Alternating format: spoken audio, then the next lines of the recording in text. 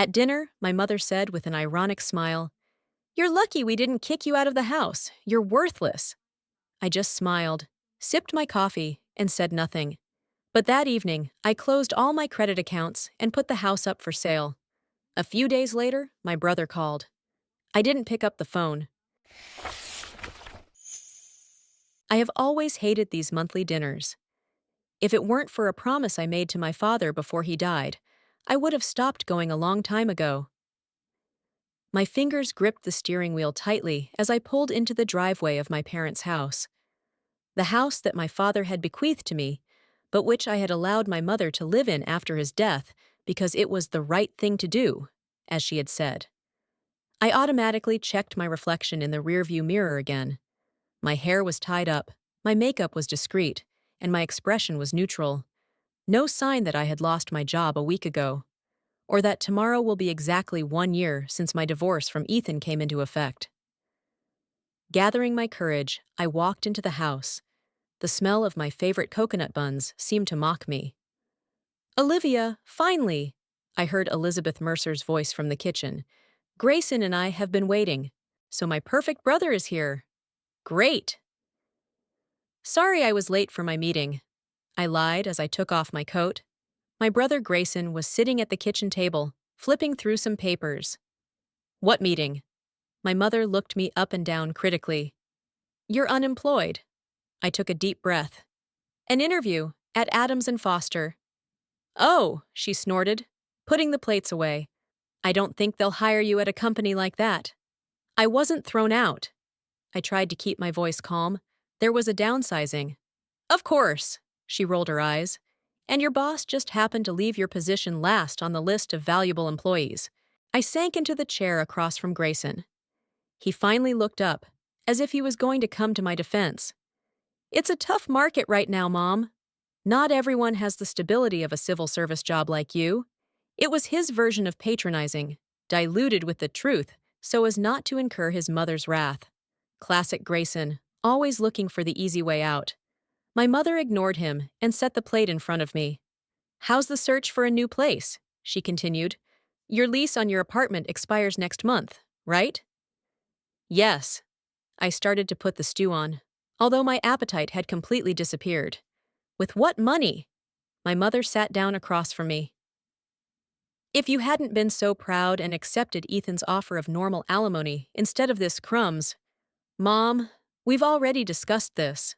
My voice sounded tired even to me. "And how does that work out for you?" She cut off a piece of meat abruptly. 36 years old, no husband, no kids, now no job. Grayson was already a partner in a firm when he was your age.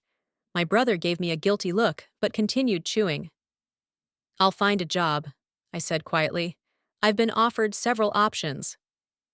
"What options?" My mother looked at me mockingly. "Selling insurance over the phone?" "Elizabeth," Grayson finally interjected, "maybe we should talk about something else." She waved her hand. "I just want her to understand the reality. Someone needs to tell her the truth." "What truth?" I finally looked her straight in the eye. "That you failed, Olivia, in everything, and the sooner you admit it, the better for everyone." The silence that followed those words was deafening. I could see Grayson frozen with his fork in the air. "Ethan left you for a younger woman because you couldn't even give birth properly," my mother continued ruthlessly. "Your career is going nowhere. Without my support and your father's inheritance, you'd be living on the streets." "I earn my own living," I said quietly, "and I'm paying for this house, not you." She laughed, the high, rattling sound that always preceded her cruelest statements. "You're lucky we didn't kick you out of the house in the first place. You're worthless." I froze. Time seemed to stand still. I saw Grayson look down at his plate, refusing to intervene. Typical. Some part of me expected that at that moment I would explode, scream, break the plate.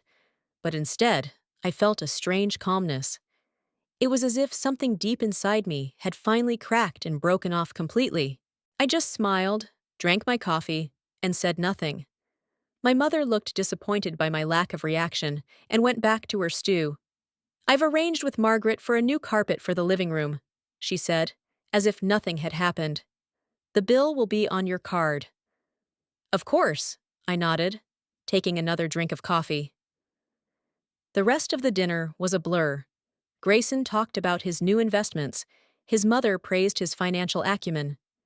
I sat quietly, nodding from time to time and keeping the conversation going with short remarks. I wanted to talk to you about an opportunity to invest some of my father's inheritance, Grayson said as we moved on to dessert. There's a very promising startup. Sounds interesting, I replied automatically. I knew I would never read that email. Inside me, a completely different plan was already forming. When it was finally time to say goodbye, my mother, as usual, reminded me of the next dinner in a month. And try to find a job by then, she added, kissing my cheek. It's a shame to be a dependent at your age. I nodded, hugging her. It'll be okay, Grayson said, walking me to the car. You know how much she cares. Yeah, I managed to smile in my own way. Listen, if you need money. Thanks, but I'm fine. I sat in the car for a few minutes, just looking at the house. It was a 2-story house with a white picket fence and roses that my father loved so much. I grew up here, a happy child who turned into a woman who is constantly trying to earn the love that no one wants to give her. At home, I wasted no time in opening my laptop.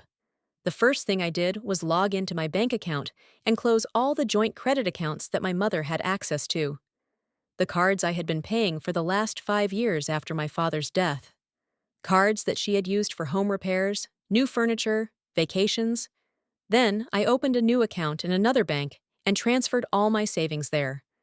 Not as much as I would have liked, but enough for a fresh start. Then I went to several real estate websites and started filling out a form to sell my house. My house, according to my father's will, the house I had allowed my mother to live in because it was the right thing to do. When I was done with the form, I wrote an email to my lawyer asking for an urgent meeting tomorrow. Then I turned off my phone and fell asleep without sleeping pills for the first time in months. I spent the next 3 days preparing. I met with a lawyer who confirmed that legally the house belonged to me and I had every right to sell it. I prepared the documents for the sale and chose a realtor who agreed to work quickly and confidentially. I started looking for an apartment in another part of the city. On the 4th day, my phone rang. Grayson's name came up on the screen. I watched the phone vibrate on the table, feeling strangely detached. The call stopped. A minute later, I received a message. Mom is hysterical. She says her cards don't work, and some man came to inspect the house. What's going on, Olivia? Call me back immediately. I put the phone down and went back to packing my suitcase. No more monthly dinners. No more humiliation. No more trying to earn love that would never be given to me. The phone rang again. This time, I didn't look to see who was calling. I knew who it was. I didn't pick up the phone. My earliest memories are of my mother's voice. Look how beautifully Grayson draws in his sketchbook. Why are you over the line again? I was 4, my brother was 7. The age difference was enough for his motor skills to be better developed, but it didn't matter to Elizabeth Mercer. The comparisons started early and never stopped. I was sitting on the couch in my apartment, flipping through an old family album that I had taken from my father's house after he died. In one photo, all 4 of us, my father, mother, Grayson, and I, are at my brother's high school graduation. Grayson is holding several awards, and his mother is beaming with pride as she holds him by the shoulders. His father stands off to the side with a slight smile. I'm on the edge, wearing a dress that my mother thought was too bright. Why can't you be like your brother? This question has haunted me all my life. Grayson was always right. An excellent student, captain of the school debate team, then Cornell University, and an MBA. My average B in math was a tragedy. His B in gym was just a misunderstanding. When I entered a local university to study marketing, my mother said, "At least not to college." I put the album down and went to the window. My phone was still flashing messages from Grayson. "Olivia, this is ridiculous. Call your mom. You can't just sell the house. If this is about last night's dinner, Mom didn't mean what she said." But she did. She always did. My father, Howard Mercer, was the only one who saw me. Not the perfect daughter, not Grayson's rival, but just Olivia. When I turned 12, he gave me my first camera. "You have an eye for detail, kid," he said, showing me how to set the shutter speed. "You see things that others don't." My mother snorted. "You're throwing away money again. It's going to break in a month anyway, like a piano." I didn't. Photography became my hiding place, my way of saying what I was not allowed to say out loud. My father encouraged it, but quietly, when my mother wasn't looking. He loved me, I knew that. But he never stood up for me when Elizabeth compared us to Grayson again and again. "Your mom just wants what's best for you," he would defend himself. I would find him after a particularly violent fight with his mother in the backyard, where he was working in his garden, his hands in the ground, his face calm. I would sit down next to him and we would talk about roses, about school, about everything except what had just happened in the kitchen. When I was 23, I met Ethan Gant at a company party. I had just gotten a job at the Brightwood marketing agency, and he was a client of the firm. He was tall, confident, with a warm smile and eyes that really saw me. At least I thought so at the time. "Well, he's certainly successful," my mother said, when I brought him to a family dinner 6 months later. "But isn't he a little old for you?" "He's 35. 32, Mom," I corrected her. "Whatever. But if he chose you—" She shrugged her shoulders as if it were a miracle. My father quietly shook my hand under the table. His silent support. Ethan and I got married a year later. At the wedding, my mother criticized everything. My dress? Too simple. The cake? Too sweet. My hair? Why didn't you go to my hairdresser? Grayson made a perfect toast that everyone loved. My dad danced with me to "What a Wonderful World" and whispered, "I'm proud of you, kid. Be happy." The first years of marriage were good. Ethan supported my career, and I accompanied him to business events. We bought a cozy apartment in a good neighborhood. We started planning children. And then the problem started. After a year of unsuccessful attempts, doctors diagnosed me with endometriosis. Difficult treatment, surgery, another 6 months of trying. Ethan became more and more distant. I plunged into work and was promoted to senior marketing manager. "It would be better for you to go to the clinic than to go to work," my mother said during one of our dinners. "Grayson and Amanda are already planning their second child." My brother, as usual, pretended not to hear. His wife, Amanda, was just expecting their first child.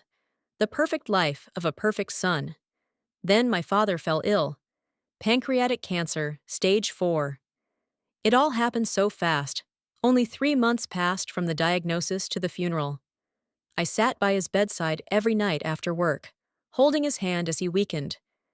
He hardly spoke in the last days, but one evening when we were alone, he squeezed my hand.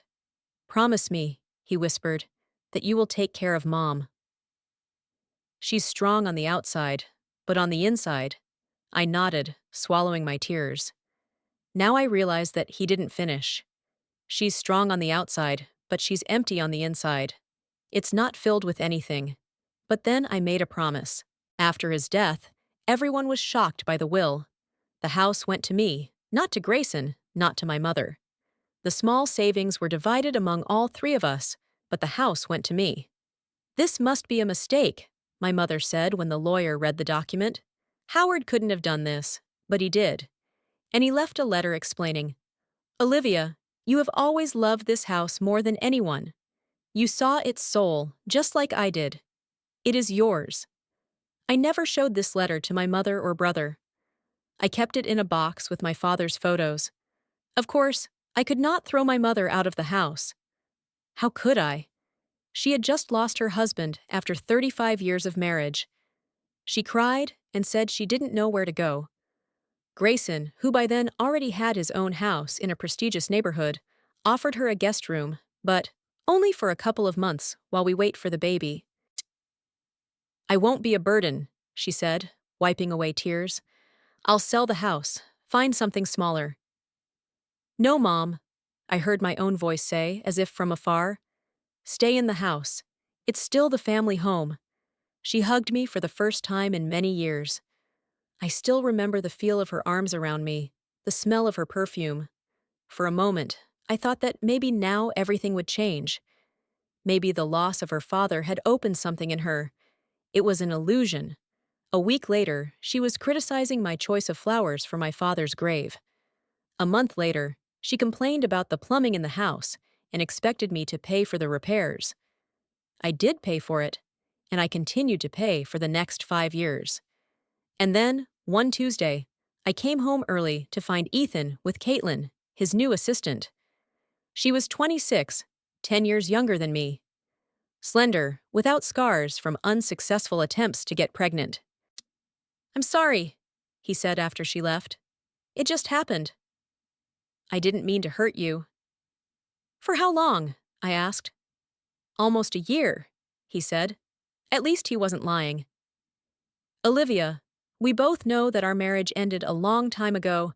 After all these years of trying, failing, I didn't yell. I didn't break the dishes. I just packed his things and put them by the door. 2 days later, he sent me the divorce papers. I signed it without a fight, refusing any alimony. "He owes you," she insisted.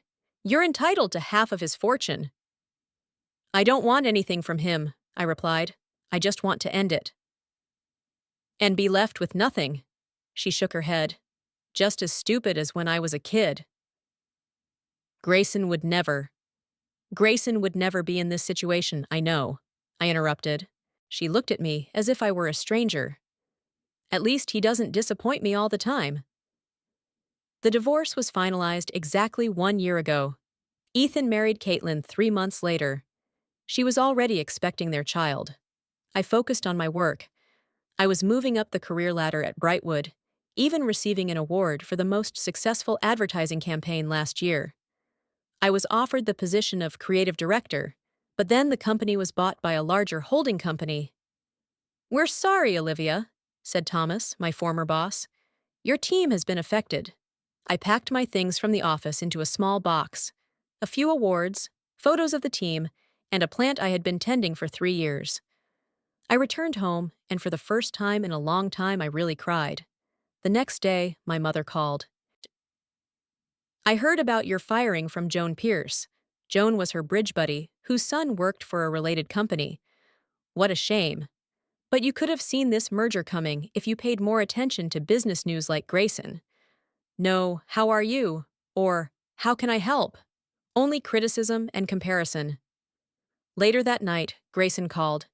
"Hey sis, I heard about Brightwood. It sucks." "I'll survive," I replied shortly. "Listen, if you need a loan or something—" "Thanks, but no." I knew he wasn't serious. "Well, let me know. By the way, my mom mentioned that the roof of the house needs repair. I told him that you would take care of it." Of course he did. Grayson, who earned 6 times more than me, never offered to help my mother financially. It was my role to pay for the house, for her health insurance, for repairs, for new furniture. He gave her flowers on her birthday and brought her granddaughter once a month. I paid the bills and listened to how I was disappointing her with my very existence, and I kept doing it, hoping, for what? That one day she would look at me and say, "I'm proud of you, Olivia," that she will stop comparing me to my brother, that she would recognize my value. This hope held me captive for many years. Until last night. Until those words that finally broke the chain. "You're lucky we didn't kick you out of the house in the first place. You're worthless." The rain was pounding on the windows when I met with my first realtor. Linda Cole, a 50-something woman with a harsh voice and overly bright lipstick, was flipping through the house's documents. "It's a great property," she said, looking at the photos. "We can start with a price 20% above market." "I want a quick sale," I said, clutching my paper coffee cup. Linda raised an eyebrow. "Something urgent?" "You could say that." "And, is there someone living in the house now?" She looked at my papers. "My mother. But the house belongs to me. All the papers are here, including my father's will." "Okay." She nodded slowly. But I have to warn you that selling a house that's occupied by someone who doesn't want to move out, it can be problematic. I sighed. I realize that. Legally, yes. But practically, she shrugged. Buyers don't like drama, Ms. Mercer. I met with two other realtors, but the conversations were similar. No one wanted to take on a distressed sale. I was almost desperate when I came across an ad for the New Beginnings Agency. The name seemed symbolic to me. Morgan Pierce was not what I expected. Instead of the typical, self-assured real estate agent with perfect hair and two white teeth, I met a calm man in his mid-40s, with a short graying beard and observant gray eyes. "Tell me everything," he asked after exchanging pleasantries. "Why are you selling?" I hadn't planned to open up, but something in his eyes, attentive but not judgmental, made me tell more than I would to others. The house belonged to my father. He died 5 years ago and bequeathed it to me. I let my mother live there and paid all the bills. But now, I can't go on. "And your mother doesn't know about the sale?" He listened intently, not interrupting. "She does now," I grimaced. "The first potential buyer has already come to look at the house. How is she reacting?" "She hasn't called me personally." "She's communicating through my brother, who—" I trailed off, not sure how much to reveal. "Who's not happy either," he finished for me. "Ms. Mercer." "Olivia, please." "Olivia, I specialize in difficult sales. Divorces, family conflicts, financial problems. I've seen it all. If the house is legally yours, we can sell it. But you need to be prepared for resistance." I nodded, relieved by his directness. "I'm ready. I've already found an apartment in Albany." "Albany," he tapped his fingers thoughtfully on the table, "is almost 3 hours away. Are you planning to cut ties completely?" "Yes," I answered firmly. "I'm also looking for a new job there." We discussed the details, and I signed a contract with Morgan the same day. He promised to start showing the house next week, and in the meantime, he advised me to do everything possible to ensure that potential buyers have access to the house. I didn't expect it to be easy, but I also didn't expect to run into my brother the very next day at the door of my apartment. "What the hell, Olivia?" Grayson barged in without even waiting for an invitation. "Are you seriously selling the house?" I closed the door quietly. "Yes. It's my house." He paced the living room angrily. "Our mother lives there." "I know that." I leaned on the kitchen counter. "She lived there for free for 5 years while I paid for everything. You can't just throw her out on the street." "I don't plan to. I'm going to offer her some of the money from the sale so she can get an apartment." Grayson laughed humorlessly. "You really think she'll do that? She's 67. She's lived in this house most of her life." "Where was your concern all these years?" I suddenly asked. "The plumbing? The insurance? Where was your contribution, Grayson? I have a family of my own, expenses of my own." "You make 6 times my salary," I interrupted him, "and you have a house twice the size of the one I'm selling. But you have never offered to help me financially. Not once. It's not about the money." He changed his tactics. "It's about the way you do things. Closing your credit cards without warning. Putting the house on the market in secret. I've been trying to talk about cost sharing for years." You both ignored me. Grayson took a deep breath and changed his tone to one of understanding, the same tone he used with his clients when he wanted to sell something. "Look, I understand that you're going through a rough patch right now. Divorce, job loss, it all adds up. But it's not a good idea to make such radical decisions in an emotional state." I almost laughed. "It's not an emotional decision, Grayson. It's a completely logical decision that I should have made a long time ago. I will no longer fund the life of a man who treats me like a worthless mistake." "She didn't mean—" I held up my hand. "Don't you dare say she didn't mean what she said. You were there. You heard it. And as usual, you didn't say anything." He looked confused, like he was really looking at me for the first time. "Olivia, be reasonable. You can't just—" "I can. I opened the front door. I will. Now please go. I have a lot to do." He left but did not give up. The next day, the phone calls resumed, both from him and from my mother. I didn't answer, but I listened to the messages. It's your mother. Elizabeth's voice sounded cold and controlled. We need to have a serious talk about your childish behavior. Call me right away. I didn't call. Instead, I met with a landlord in Albany, signed a lease for a small but cozy apartment overlooking a park, and started packing. I updated my resume and sent it to several companies there. My life was gaining new momentum, and for the first time in many years, I felt excitement instead of fear. A week after signing the contract with Morgan, he called with news. We have an interested couple, he said. They want to see the house tomorrow. I've already notified your mother. Did you talk to her? I tensed. Yes, he cleared his throat. It was an interesting conversation, but she agreed to be home for the screening. That's suspicious, I said.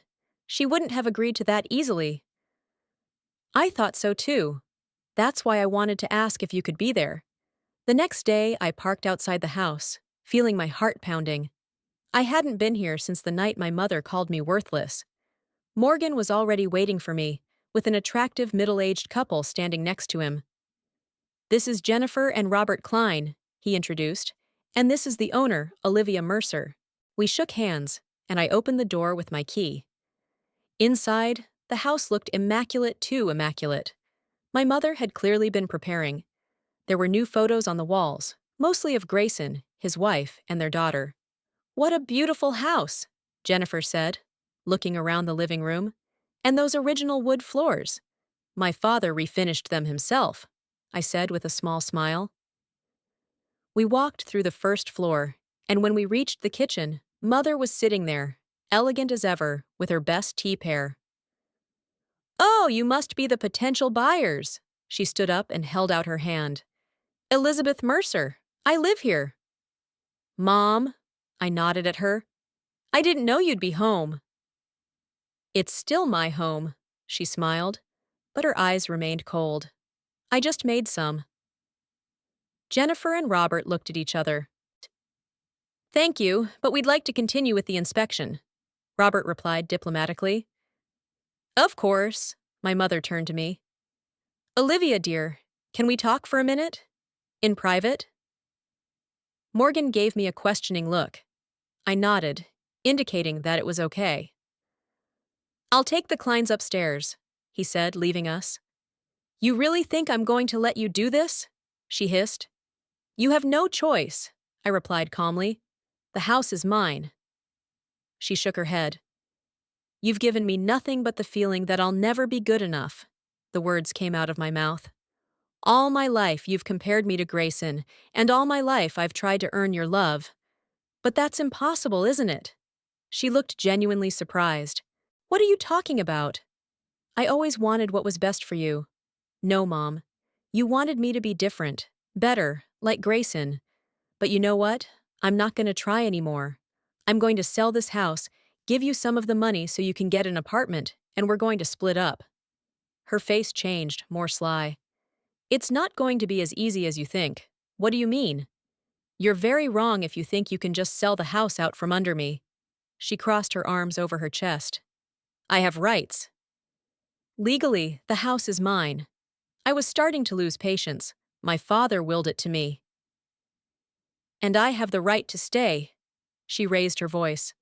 Talk to your lawyer. I can challenge the sale on the grounds that it was my marital property with your father. I took a deep breath. What do you want, Mom? What are you trying to do? She opened her mouth to answer, but was interrupted by Morgan, who returned with the Klein couple. The first floor is just gorgeous, Jennifer said enthusiastically, and the bedrooms are so spacious. I'm glad you like it, I replied, keeping my eyes on my mother. We'd like to see the basement, if that's okay, Robert added. Of course. I moved toward the door in the hallway. Oh, it's a little messy down there, my mother suddenly interrupted. But I had already opened the door and started to walk down the stairs. I turned on the light and froze. Instead of my father's usual workshop, his tools and shelves, the basement was filled with boxes, folders, and diagrams on the walls. It looked like a makeshift office. What is it? I turned to my mother, who had come downstairs after us. Nothing. She tried to get between me and the table, but I had already noticed the Phoenix Start logo on a few of the folders, the startup Grayson had talked about at dinner. You let Grayson use the basement for his business? I asked, flipping through the papers. Without my permission? It's temporary.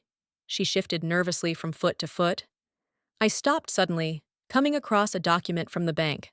A loan secured by real estate. What is it? I picked up the paper.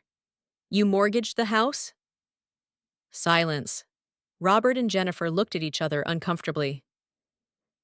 Maybe we should come back another time, Robert said quietly. I'll show you, Morgan quickly responded and led the couple upstairs. I stood there holding the document, feeling my face burning. How could you? My voice trembled. Grayson needed startup capital. She lifted her chin. The bank wouldn't give him a loan without collateral. It's a temporary loan. He'll pay it back with his first profits. You mortgaged my house for his business? Without my permission? That's illegal. I signed on your behalf.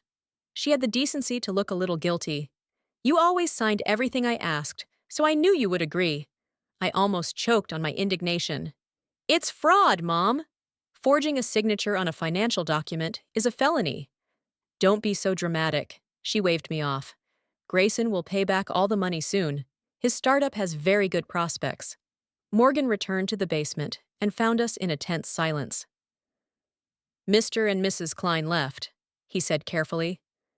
They, said they'd be in touch. Of course, I said bitterly. Who would want to buy a house with that kind of baggage? What's going on? Morgan asked, looking at the document in my hands. My mother mortgaged the house without my knowledge to borrow money for my brother's business. I handed him the paper. He looked at the document carefully, his eyebrows going up. That's a serious accusation, he said at last. It's not an accusation, my mother interjected. It's a misunderstanding. Olivia has always agreed to help her brother. How much? I turned to her. She looked away.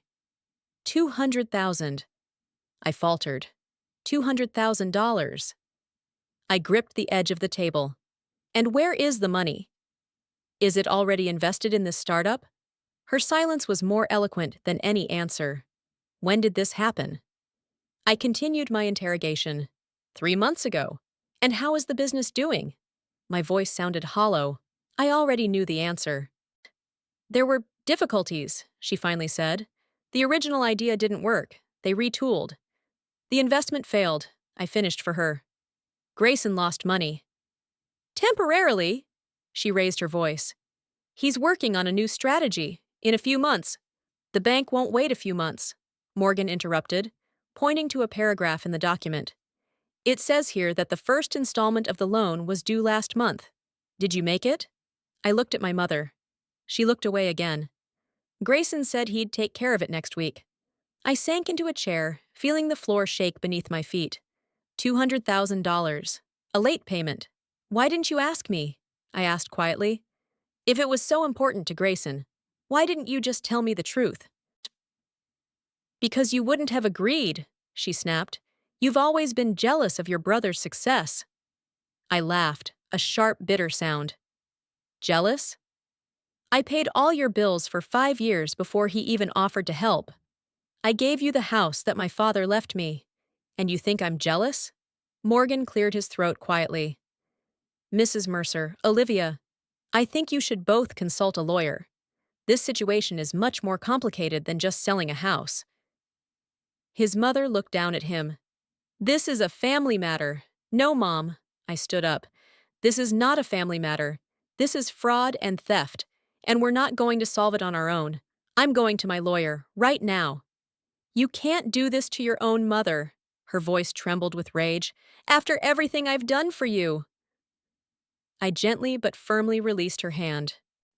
You've done nothing for me except constantly remind me how worthless I am.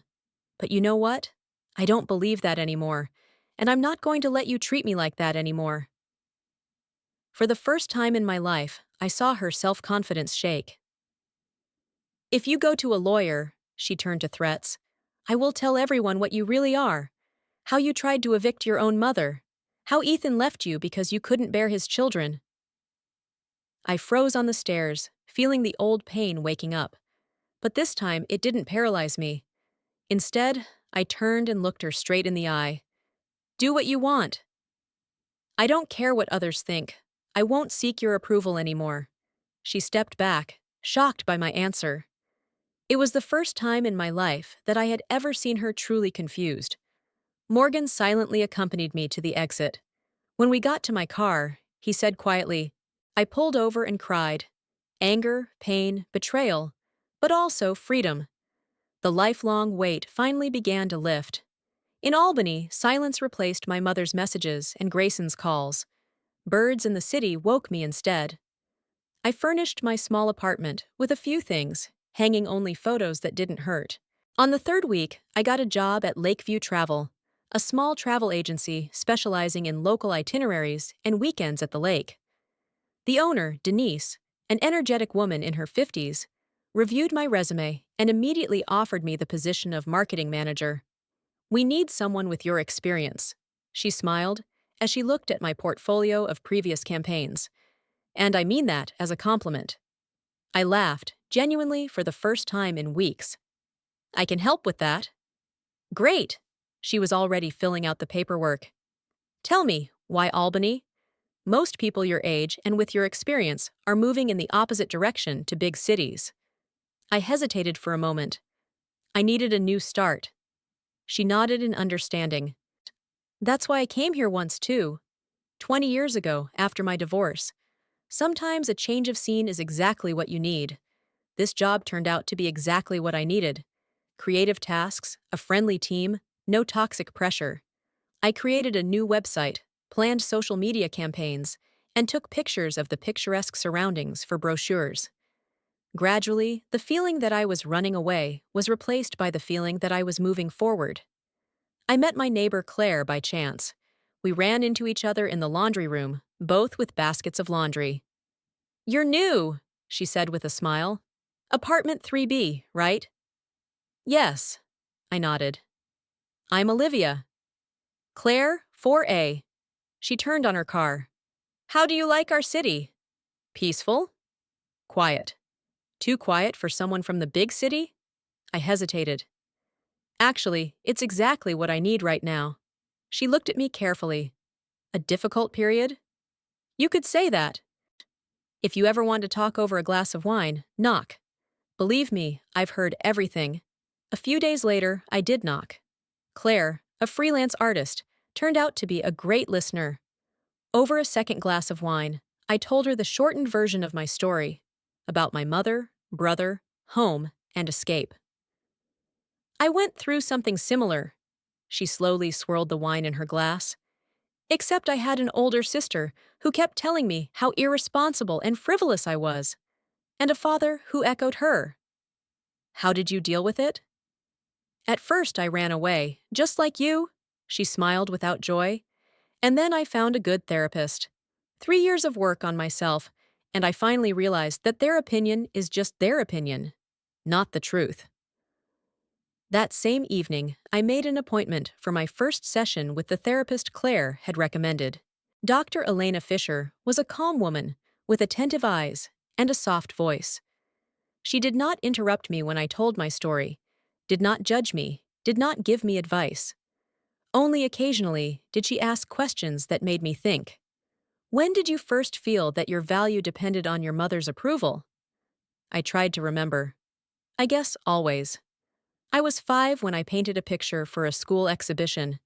The teacher praised it, but my mother told me that the trees weren't purple, and I should be more accurate, like Grayson. When was the last time you felt valuable, regardless of someone else's opinion? I thought about it. When I take pictures. When I see something beautiful and can capture it, then I feel integrity, like I belong. Dr. Fisher nodded. That's a good point of reference. It's your inner reference point. Gradually, week by week, I began to unravel the tangle of emotions I had been carrying around for years. I began to realize that my mother's constant criticism was not about me. It was about her dissatisfaction with life, which she was taking out on me, and that Grayson might not have been an evil brother. He just found his own way of surviving in this system. Meanwhile, the legal affairs with the house dragged on. "Your lawyer has filed a motion with the court," he said one evening. "Because your mother forged your signature, the loan agreement may be void. But the bank, of course, is resisting." "How long can this go on?" I rubbed my eyes tiredly. "Months," he sighed. "But there is good news.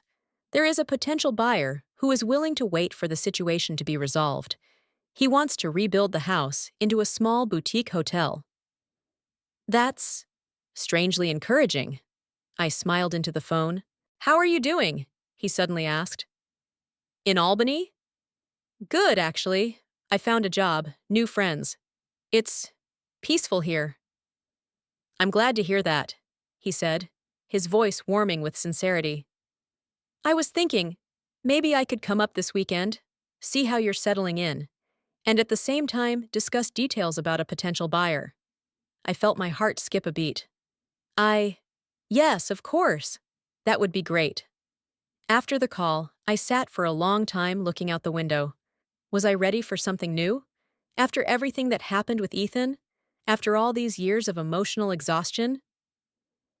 The next day in therapy, I shared my doubts with Dr. Fisher. "You're afraid of getting hurt again," she said. "But the question is, are you willing to take that risk for the possibility of something good?" I didn't know the answer. But when Morgan arrived in Albany on Saturday, I felt a strange excitement. We spent the day walking by the lake, talking about the house situation, but also about many other things: books, movies, his fascination with old cars, my love of photography. "You're different here," he said as we sat in a waterfront cafe. "More relaxed." "That's because I don't expect a critical comment every 5 minutes," I said half-jokingly, but it was true. He nodded seriously. "I understand. My father was like that. How did you cope with it?" I learned to distinguish between his voice in my head and my own.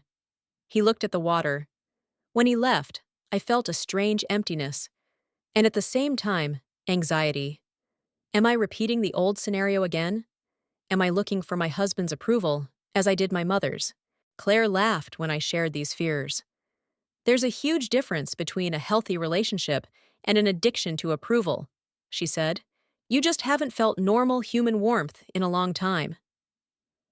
Meanwhile, the pressure from her family continued. Grayson was calling regularly now, leaving long messages. "Olivia, you can't just ignore us forever," his voice said on the answering machine. "Her blood pressure is skyrocketing. Do you really want to do this?" I could feel the guilt growing. What if she really is sick? What if something happens to her out of stress? "This is a manipulation," Dr. Fisher said in the next session. "A classic one. If she's really sick, your brother should take care of her, not use it as leverage." I started setting boundaries. I answered Grayson's calls, but kept them short and to the point. I did not respond to emotional blackmail. When he started talking about his mother's condition again, I calmly said, "I'm sure you'll find her a good doctor, Grayson. You've always had good connections."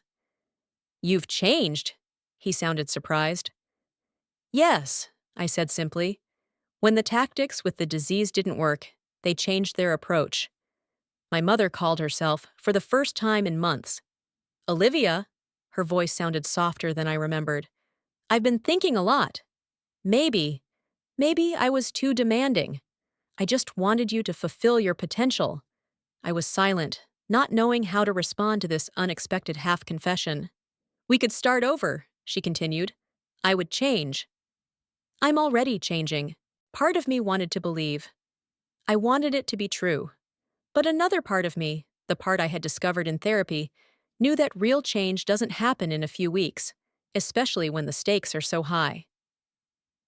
"Mom," I finally said, "I'm glad you're thinking about our relationship, but I need time and space. I'm not ready for a new beginning right now."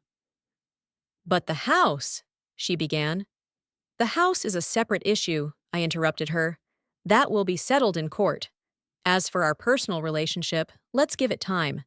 When I hung up the phone, I felt a strange mixture of emotions: sadness for what could have been but didn't work out, relief at having set boundaries, and anxiety. Am I doing the right thing? That evening, I took a long walk along the lake shore, taking pictures of the sunset. The water reflected the red sky, creating the illusion of infinity. I thought about everything that had happened in the past months, about pain and betrayal, about new beginnings and new opportunities. I remembered the words of Dr. Fisher: freedom is not the absence of responsibility. It is the ability to choose what you are responsible for. When I got home, I opened my laptop and wrote a long letter to my mother.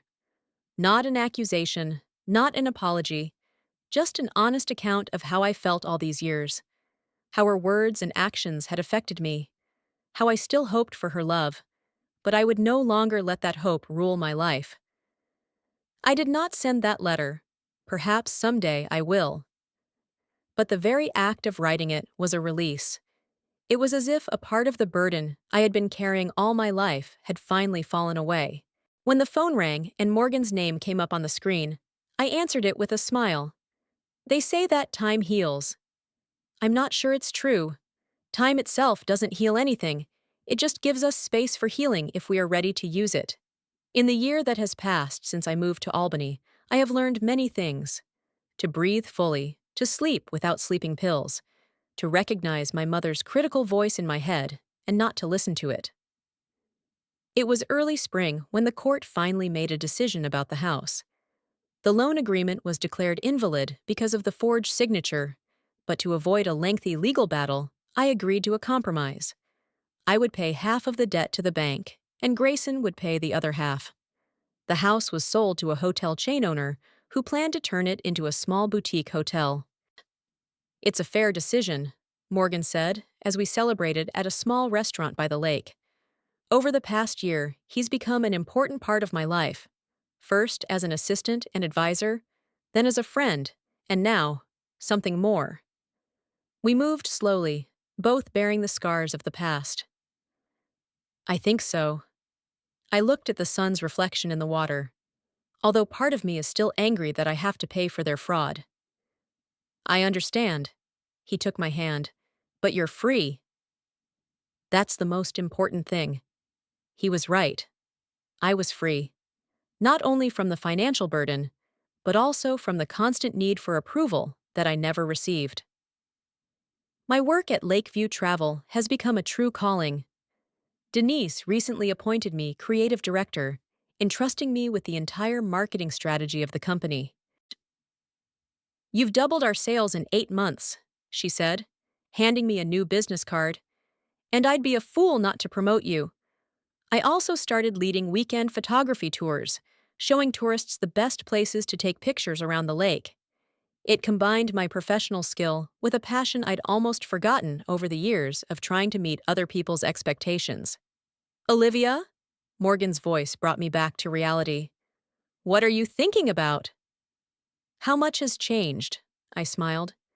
A year ago, I was sitting at my mother's desk, feeling worthless. And now you are who you were always meant to be. He finished for me, his eyes radiating a warmth that still sometimes scared me with its sincerity. A week after the house sale, I got a call from Grayson. She wants to see you, he said without introducing himself. She's not doing so well. I took a deep breath. What does that mean? Physically, she's fine, he hastened to assure me. But psychologically, losing her house has taken a toll on her. She's been living with me and Amanda for 3 months now, and it's complicated. I'm sorry, I said, and part of it was true. Just talk to her, Olivia. One meeting, someplace off the beaten path. I didn't say anything for a long time. Part of me wanted to say no, to protect my newfound peace. But another part of me, the part that had grown up over the past year, knew that sometimes you have to face the past to be completely free of it. Okay, I finally agreed, but not in Albany. I'll be in town on Saturday. I can meet you at the Blue Door Cafe at 2 o'clock. Thank you. My brother sounded relieved. I'd like to see you too. We'll see, I replied, without making any promises. When I told Claire and Dr. Fisher about the planned meeting, both expressed concern. "Are you sure you're ready?" Claire asked, sitting on my couch with a cup of tea. "Toxic people rarely change." "I don't expect to change," I shrugged, "but I need to do this." For myself, Dr. Fisher was more methodical. "What do you hope to get out of this meeting?" I paused. "Closure. Not reconciliation, not an apology, just an end. To move on with no unfinished business." She nodded. "That's a healthy goal. But be prepared that your mother may have very different expectations." Morgan offered to come with me, but I refused. This was a trip I had to make on my own. The Blue Door Cafe was half empty when I arrived, 15 minutes early to collect my thoughts. I ordered a coffee and sat by the window, watching the passers-by. It was strange to be back in the city that had once been my home, but now seemed foreign.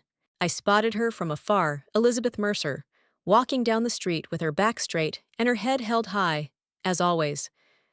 But something about her had changed. She looked smaller, older.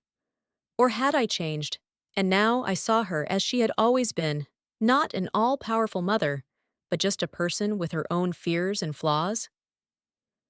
"Olivia," she sat down across from me, smoothing out the non-existent creases in her blouse. "Thanks for seeing me." "Mom," I nodded, noting how strange the word sounded after a year of silence. The waitress came to take our order, and my mother asked for tea, sugarless, lemon, as usual. "You look good," she said after the waitress left. "Albany looks good on you." "Yeah." I didn't pursue the subject. "How are you?" "Could be better." She grimaced slightly. "Living with Grayson and Amanda. It's not what I had planned for my old age." "I understand." "No, you don't," she said suddenly, sharply. "You don't know what it's like to lose everything. The house where you've lived most of your life. Your independence, your dignity." I stared at her in silence, feeling the old buttons, guilt, shame, desire to please pushed, but no longer triggering the same reaction. "I'm sorry this happened," I said finally, "but you know you had a choice." "What choice?" She laughed bitterly. "When your son needs help, you don't hesitate." "And when your daughter needs support?" I asked quietly. She looked away, looking genuinely embarrassed for the first time. "I always wanted what was best for you." "No, Mom. You wanted what you thought was best for me." "That's not the same thing." The waitress brought tea, and we sat in silence for a few minutes. I watched my mother and saw her struggle between her usual defensive reaction and perhaps a glimmer of realization. "I wasn't a perfect mother," she finally said, "but I did the best I could. It wasn't a real apology, not even close, but it was the most she'd ever admitted." "I know," I replied, "and I don't hold it against you anymore." She looked at me in disbelief. "Then why aren't you coming back?" "Grayson says you have a good job. You could find something similar here. We could start over, as a family." And that's the real reason for the meeting. Not an apology, not a reconciliation, but an attempt to return everything to the way it was. To bring me back into the orbit of their lives, where I was the convenient, useful Olivia who paid the bills and silently accepted criticism. "I'm not going back, Mom," I said softly. "I'm happy there." "With that? Realtor?" She grimaced. "Grayson told me. He's older than you, divorced. Can't you find someone better?" I almost laughed at the irony. Even now, even after everything, she couldn't help but criticize. "Morgan is a wonderful man. And yes, he is part of my happiness. But my happiness doesn't depend on him, or on you, or on Grayson. It depends on me." She stared at me for a long moment, as if she were really seeing me for the first time. "You've changed," she finally said. "Yes. And you're not going back." She nodded slowly, accepting this as a fact.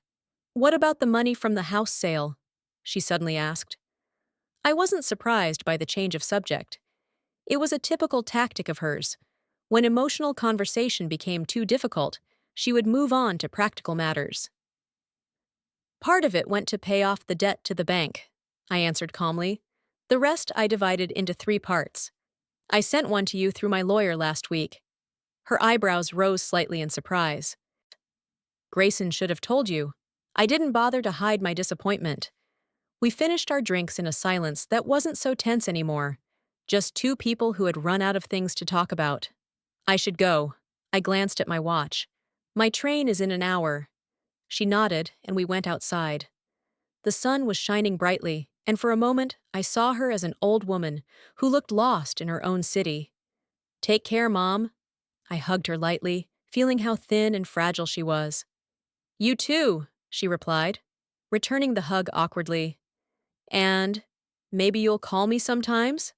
I hesitated for a moment. Yes, sometimes. As I watched her walk away, I felt neither triumph nor regret, but something else, a quiet acceptance. My mother will never be the supportive, loving figure I longed for as a child. And that's okay. I no longer needed her approval to feel worthwhile. When I returned to Albany, I decided to realize an idea that had been brewing inside me for months.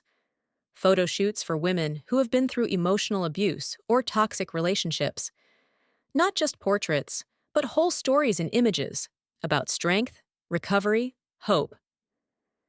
Claire agreed to help organize the first exhibition in a local gallery. This is powerful, she said, looking at my first work. There is so much sincerity here. Denise supported the project and offered sponsorship from Lakeview Travel. Gradually, the news spread, and women began to contact me with different stories, but with the same pain in their eyes, the same pain I saw in the mirror a year ago. Each photo shoot was not just a job, but a kind of therapy, for them and for me. We talked about the past, about struggles and victories. I shared my story, they shared theirs. And through the camera lens, I could see how they were beginning to look at themselves in a new way. Morgan was by my side throughout the project, helping with logistics and supporting me in my moments of doubt. Our relationship developed naturally, without haste. We both bore scars from the past, but instead of hiding them, we learned to accept them as part of our history. On my 37th birthday, Claire threw a party at her apartment. A small circle of new friends, simple food, lots of laughter. No pretense, no expectations, just warmth and acceptance. To Olivia, Denise raised her glass, who showed us that it's never too late to start over. To a new chapter, Morgan added, his eyes meeting mine. Later that night, I stood on Claire's balcony, looking out over the lake, glistening in the moonlight. The phone in my pocket vibrated, a message from Grayson congratulating me and offering me a clumsy invitation to come visit whenever you're ready. I didn't answer it right away. Perhaps someday I would be ready to face him, my mother, my past, but on my terms, with my boundaries. What are you thinking about? Morgan joined me, putting his arm around my shoulders. About how strange everything has turned out. I leaned against him, and it turned out that I was just starting to find myself. He kissed my temple, and we stood there looking at the water. I knew that there would be new challenges ahead, new doubts, that my relationship with my mother and brother would never be easy, that the wounds of the past would sometimes come to light. But I also knew that I would never again lose myself in trying to earn someone's love, that I deserve happiness simply because I am, and this hard-won confidence was the most valuable gift I've ever received.